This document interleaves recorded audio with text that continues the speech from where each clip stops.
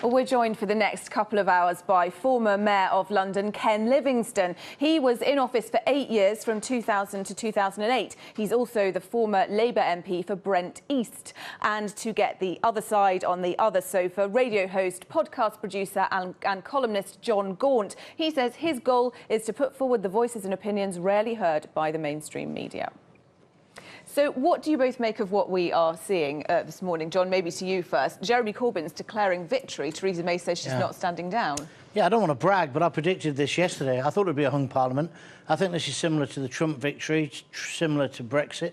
This is a vote against all their houses, a plague on all their houses, a vote against the establishment elite. I'm hearing rubbish on some channels. On the BBC, they're saying, oh, these are the shy Remainers coming out to vote. I just think that's a load of nonsense. So I think Theresa May put herself up. She said, can I have a mandate? Trust me.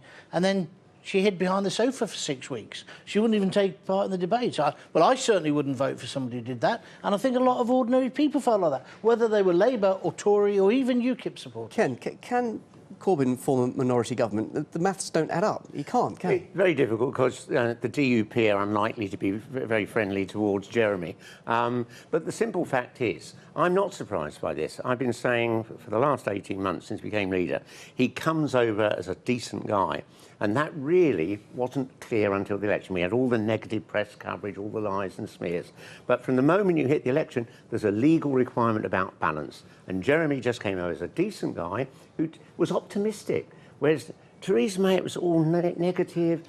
She wasn't just evasive. She was being realistic, though, wasn't she? Saying we've got to face more austerity, we've got to balance the budget, and Corbyn maybe being a fantasist because it's going to cost a fortune to deliver what he's promised. No, look at history. I mean, at the end of the Second World War, Britain's debt was 2.5 times the size that it is now. That Labour government didn't go for austerity, it went for full employment, got people into work, they paid their taxes, they weren't on benefits, and 30 years later, that debt was down to half what it is today.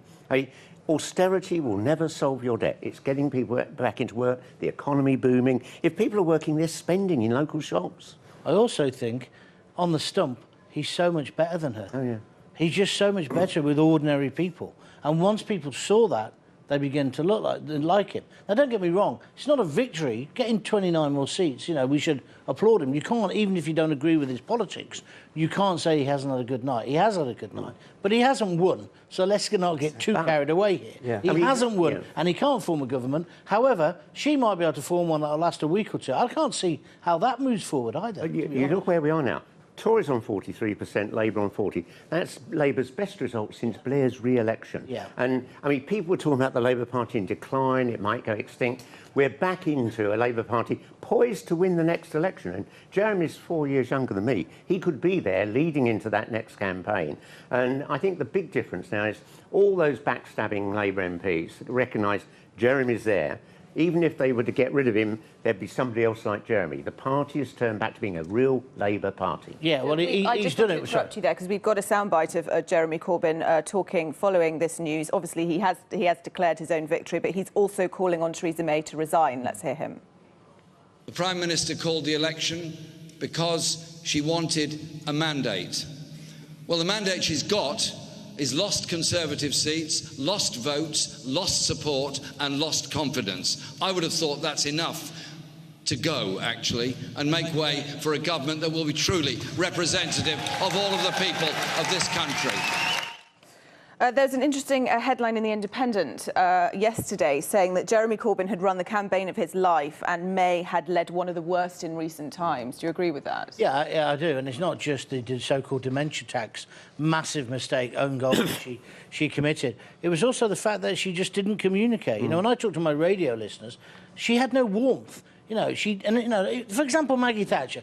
Some people say, oh, she's like Margaret Thatcher. She's not, because whether you like Margaret Thatcher or not, she knew how to communicate with ordinary people, the man and woman in the street. Theresa May does not know how to do that. And then she hid away, and then Jeremy played a blinder when he said, OK, I'll do the debate in Cambridge. Now, again, whatever we thought about that debate, he was there, she was missing. She puts in Amber Rudd, who's another person, I would suggest, who can't speak to the man or woman in the street. They made big tactical mistakes. Ken, you mentioned the DUP. Actually, the reality is we've got another 5 years of a Conservative government because of this relationship, this alliance with the DUP now? I think it's very hard to imagine this struggling on for another 5 years because there'll be by-elections. And this government isn't going to be popular unless it changes its economic policy. They could start losing their seats. The DUP is not easy to work with either. I mean, I was in Parliament when Ian Paisley was the leader. Personally, I got on all right, but my God, their policies, they're like out of another century. Saw the image of Theresa May running through fields of wheat there. How did the Tories erase this incredible lead that they had? Was it? I'd like to say that it was these ridiculous moments, but in fact there was some for everyone, weren't there? It wasn't just the Tories by any stretch of the imagination. No, they've all made mistakes, haven't they? But she went into this election with a massive lead. She went in, classic example of hubris. She thought she couldn't lose. She had most of the right-wing press, the biggest papers, the tabloids on her side. I mean, even though I come from that kind of tradition, you know, the Daily Mail and the Sun, the last couple of days, it's been completely ridiculous. You know, pictures of Mr. Corbyn, you know, when he's got a full head of hair and black hair and trying to make out all this nonsense about Hamas and the IRA. You know, those things, he's answered those questions, really. And they... You know, there was 11 pages in the Daily Mail. It's a bit like when Barack Obama came over. It's a bit like, shut up. We're going to make the decision, no matter what you say. And I think that's what the British people did. I think there was overkill from the tabloids. That was another element. And the same thing, you see, the mainstream media is out of touch as as many politicians are. There's been a massive change with social media. To what? To social media? Alternative media as a whole. And Jeremy has worked that out. And he appeals to the youth, the younger people who are engaging in social media. I mean, literally, if you actually look, the only polls that were right were those that weighted the numbers of young people likely to vote. And in the past, young people, I mean, the turnout of young people was about half what it is for old-age pensioners. But they saw in Germany someone that would make a better Britain for them. And if you're... I mean, my oldest kids, they really worry, will they ever be able to afford to buy a home? I mean, one of my daughters, two of them, work in the NHS. They get a 1% pay rise each year. So right the way across, young people... So we can trust Jeremy Corbyn with the economy when the IFS says the figures simply don't add up? Well, and also that they couldn't come up with any of the figures when it mattered. But look, the simple reality is this. To say at the beginning of the election, we want to know exactly what you're going to do with the economy and tax over 5 years. There could be another banking crisis, the economy might start to grow, it might start to contract, inflation could take off. To sit there and say, this is exactly what we're going to do, is nonsense. You have no idea what's coming. But what's important is Germany had an economy committed to investment and growth. And investment's the most important factor. And our investment, public and private, is its lowest level since the Second World War. If but you're that's based on taxation, though? And we're told even the working families will be hit hard with taxes. No, you don't need to increase taxes for ordinary people. You need to make Google and Starbucks and Amazon pay their fair share. The government says that there's only 20 billion of tax dodging going on. Other estimates put it at 120 billion. I mean, we don't want to increase taxes on ordinary people. We want to make sure these tax dodgers pay up. And also, it's just a much more attractive story. Her manifesto was more misery. Yeah. Their manifesto was, we're going to renationalise the trains, we're going to renationalise power, gas, electricity. Now, again, my audience, ordinary people, even if they're UKIP supporters, they are in favour of those kinds of things. So the money tree argument from the Tories saying, where are you going to get this money from? Well, that's not the way to win an election, is it? A lot of it is about the spin. It is about the dream. It is about, I can build a better Britain. Theresa May had none of that. All she had was, I'm going to keep you safe, but meanwhile, I'm going to hide for 6 weeks. She let herself down. She wasn't charismatic. She didn't have a message to sell. What about the dementia tax? Because that hit their core very hard, didn't it? But a lot of people said after it, when the dust had settled a little bit, that it was actually a very good policy. It was just very badly presented. Well, it was terribly presented. I had the Daily Mail, for example, in a spin, didn't it? Because the Daily Mail wanted to support her, but their readership is old-age pensioners. So it was just ridiculous. And the idea that, you know, you save, you buy a house, and then someone's going to steal it off you, how do you sell that? How do you sell that to the British public? I mean, you might be able to sell that in Europe, where they don't have a tradition of buying houses like we do, but, you know, houses are a massively important thing to Middle England. And so it was a massive own goal. And I don't think she ever recovered from that, to be honest with you, because she didn't have a good answer to it. And you're talking about people who've paid their taxes all their life, paid their mortgage, and they've hoped that they'll leave to their children their home.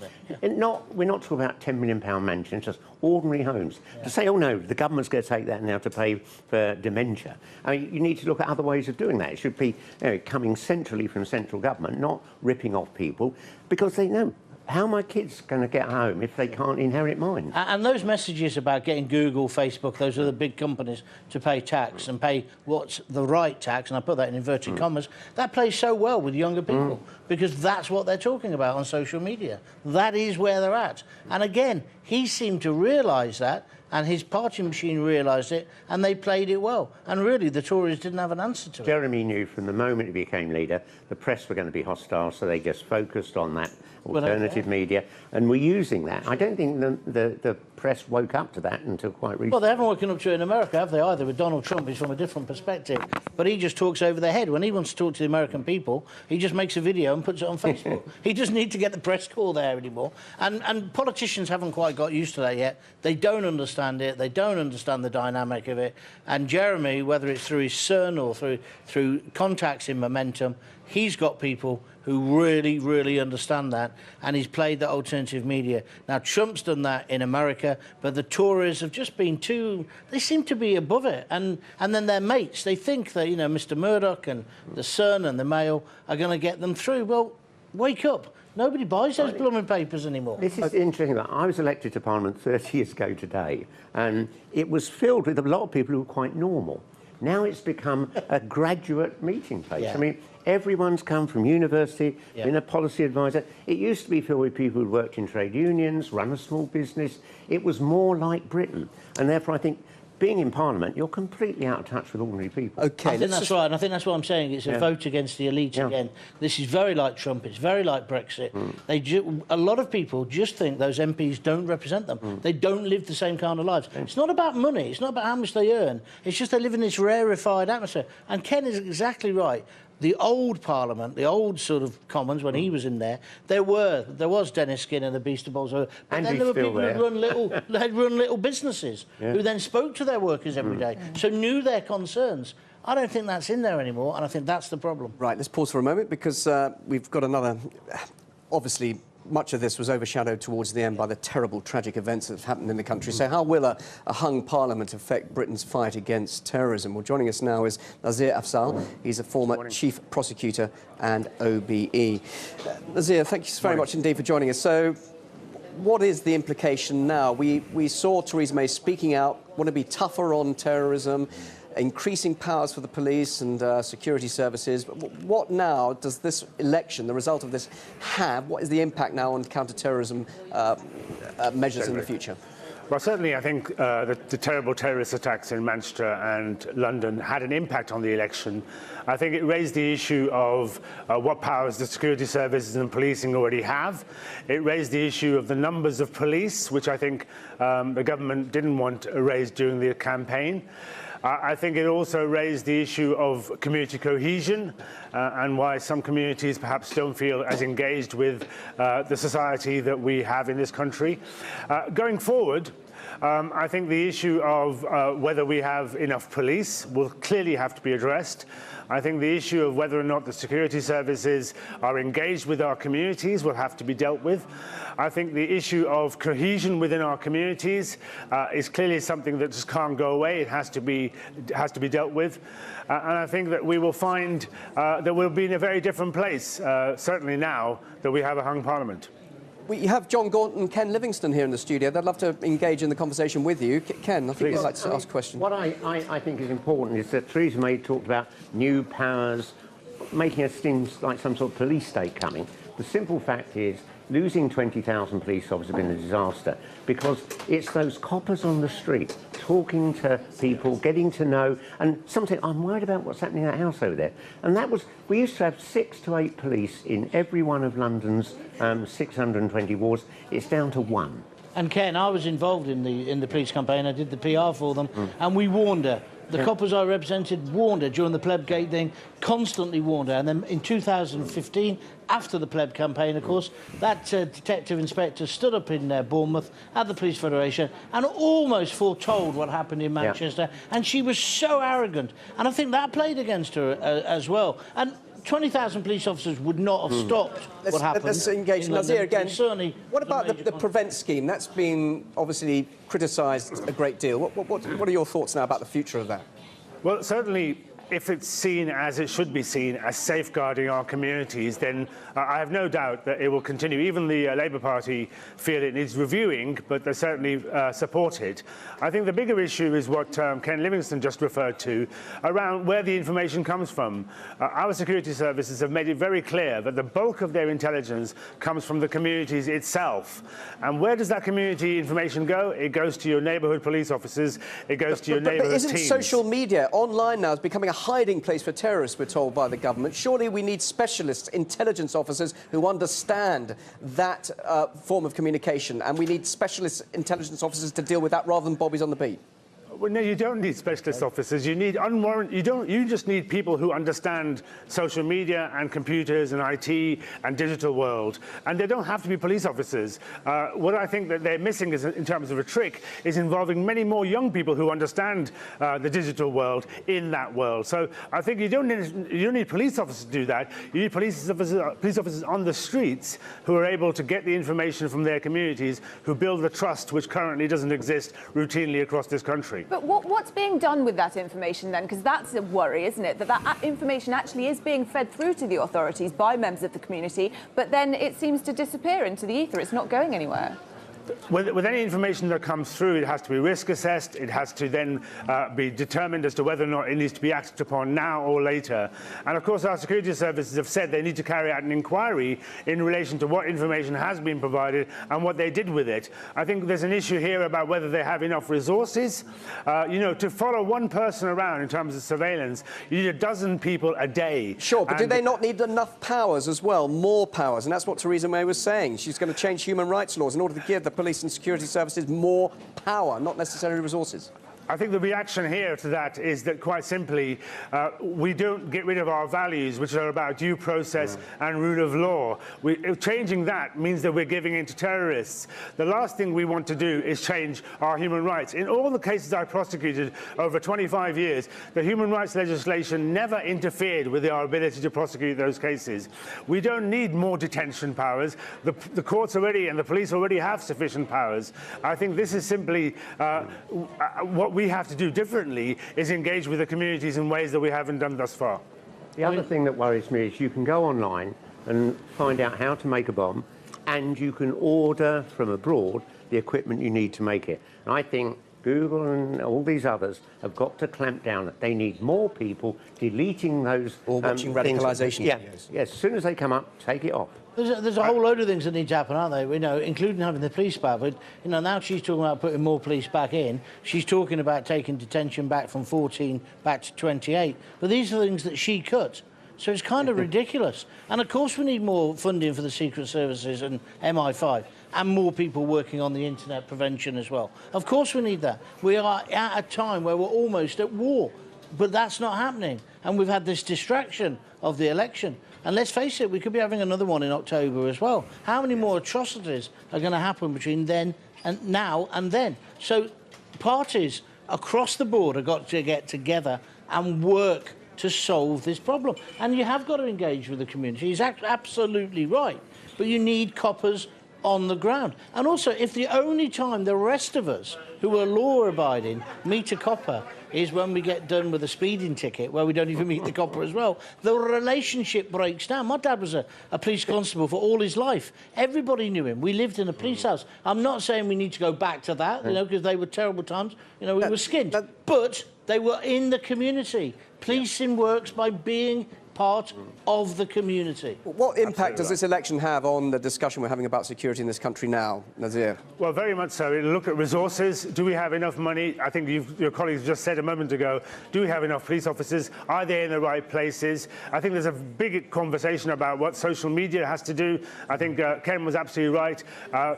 Amazon and Google and all the others really have to have a look at what they are doing and what they're allowing to be circulated across our communities. Well, the result of this election won't change that discussion, will it? No. I think it will accelerate it. I think your colleague just said a moment ago, we are very much at war with those who want to harm us, and we have to look at what powers we have, and more importantly, we need to look at what resources we're spending. We almost need a government of national unity to solve this problem. Party politics has got to be taken out of this. We've actually got to get to grips with it. If you had an open debate in Parliament, there'd be an overwhelming majority for more police and an overwhelming majority for dealing with the stuff that you've got on the internet.